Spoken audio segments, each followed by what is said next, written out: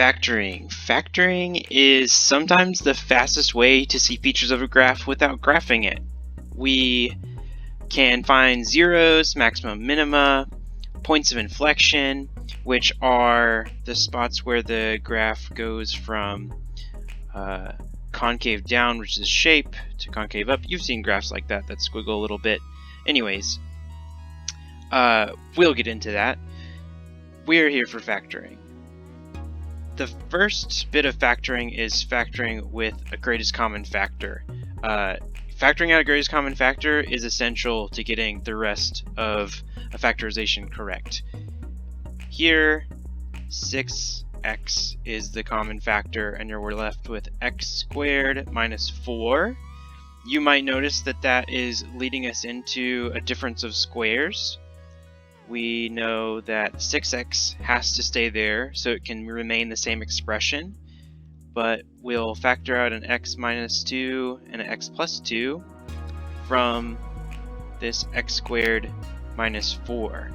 And we know that's correct because if we FOIL or just redistribute using FOIL, we can get back to x squared, and then our two middle terms will cancel out, and negative 2 times 2 gives us negative 4. So we know we have factored correctly. And this is the complete factorization.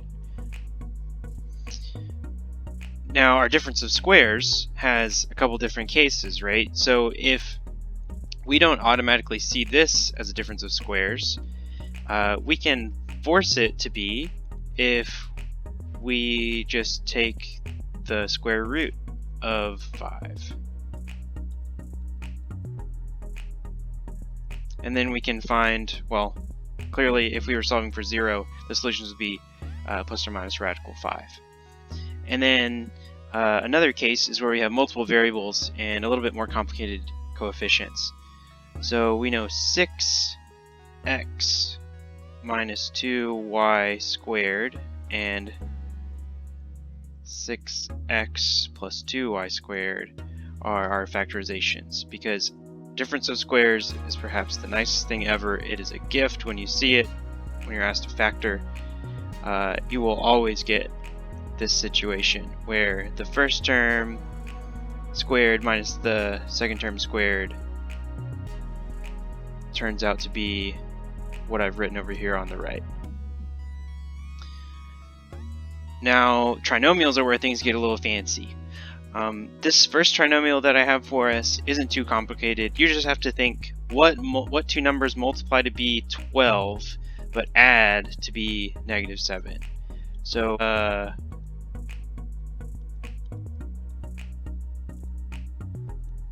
oops, there we go, got it, easy peasy.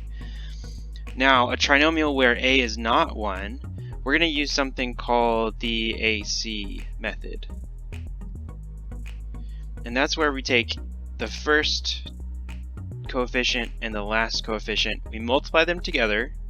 So over here we get 30, and then we see what factors of 30 could make a coefficient of 17.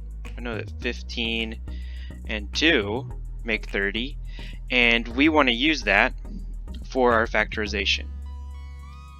So I've got 6x squared. I'm going to rewrite this trinomial now with its middle term broken apart.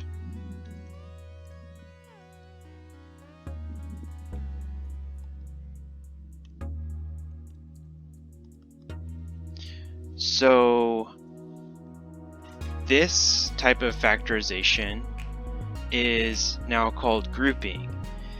So what we're going to do is we're going to group this left binomial and the right binomial together. And we're going to see what they each have in common. Oh, on the left here, there's a 3x in common.